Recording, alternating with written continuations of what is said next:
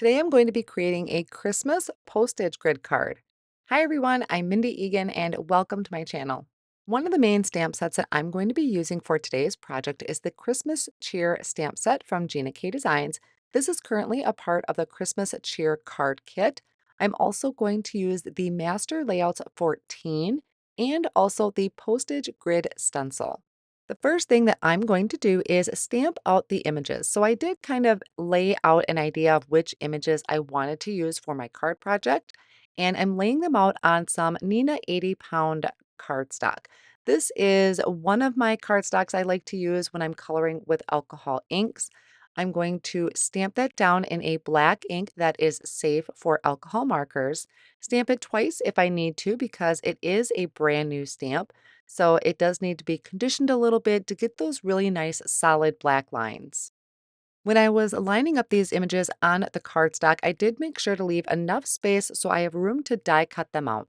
Now I'm going to start working on coloring in my images. So typically when I am coloring with alcohol markers, I will usually use a three color combination, meaning a light, medium, and dark.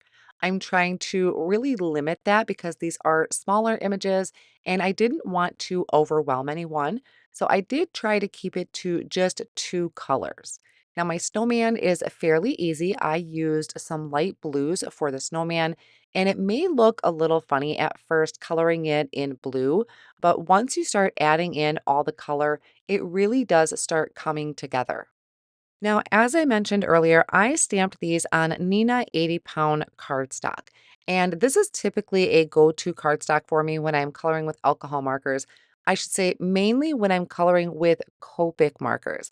I do like to color the Copic markers on this particular cardstock, but if I am using my Olo markers, which you'll see later on in the video when I get to the present, I do try and bring in some Olo markers. I have found in my personal experience that the Olo markers tend to bleed on an 80-pound Nina cardstock. When I am coloring with Olos, I would use something like Hammermill or Express It cardstock, which is super smooth.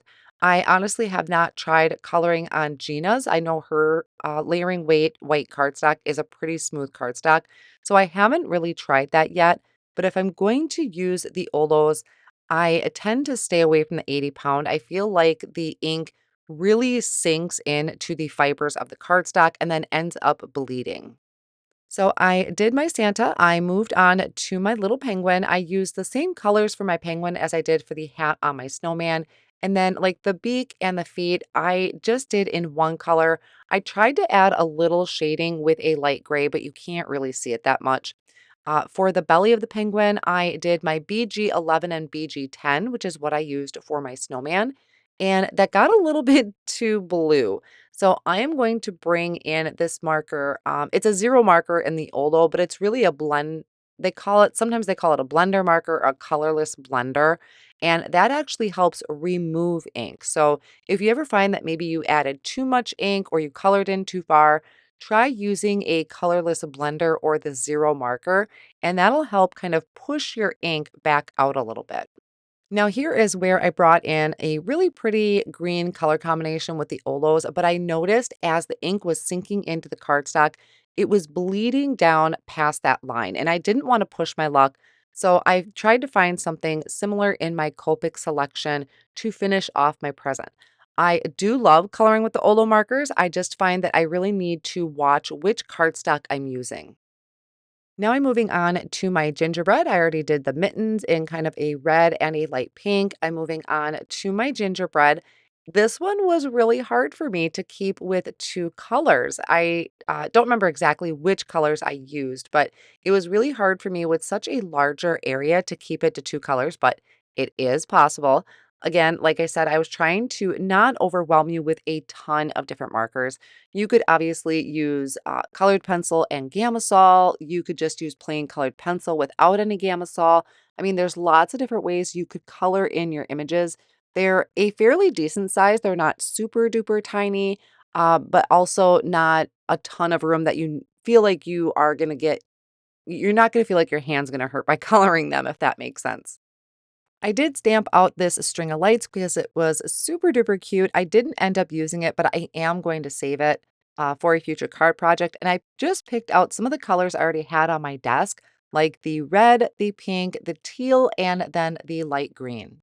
You may have noticed that on that present there are some stars, and I colored right over them. And the reason I did that is I kind of had a plan. So Gina carries a gold and a silver, kind of like a metallic pen. So I was trying those out. I filled in the stars and I literally was just drawing little dots to fill it in. I also added that gold pen to the center of the light bulbs.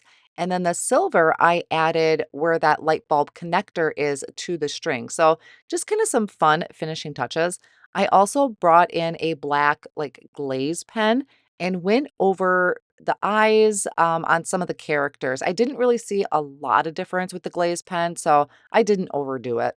Now, with this particular stamp set in the kit, you do have a coordinating die for all of the images plus some sentiments. So I am going to line up all of those dies. I'm holding them down with Post-it tape and I'm running them through my intricate die cut machine, which I do also have the magnetic platform there. The reason that I still use Post-it tape is I really have to shuffle around in my area and my desk. And I always get worried that in the shuffling and moving things around, something is going to move. So it's just kind of my safety net to use Post-it tape. When I'm die cutting, I also go ahead and die cut out another one of each of the images just from some plain white cardstock, and I layer them together with liquid glue to add dimension, and then I put them in a little pinch bowl and kind of set it off on the side while I work on my background. I already went ahead and die cut out this postage grid from the Master Layouts 14, and that is out of layering weight white cardstock. I am using this Kraft Tacky Mat from Simon Says Stamp. That is going to hold my cardstock down, and then it's also going to hold my stencil down.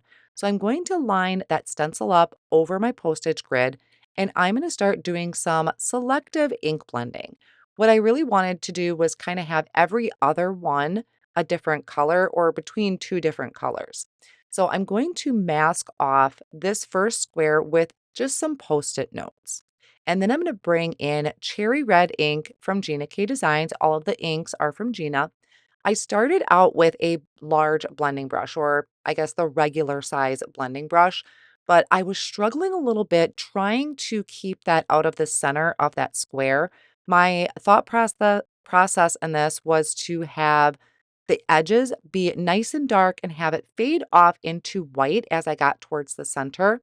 So I decided to bring in the mini blending brush, and that helped tremendously. So I'm going to skip that center one, move my Post-it notes over to mask off the edges, and then I'm going to make this one red as well. Now notice when I'm holding my mini blending brush, I have my finger way up towards the head of the blending brush. Sometimes I'm actually holding the small head of the blending brush, and that is allowing me to really have control over the brush and my bristles. Now, at this point, I really didn't know if I would see those white areas, but it looks really cool. So I skipped that first one down here in the bottom row. Again, I'm masking off my edges using those Post-it notes, or you could use Post-it tape, whatever you have to kind of mask off around it so you're not getting red into those other areas. And then once again, just going around the outer edges of the square and having it fade off. Now, down here at the bottom, there is not a lot of stencil.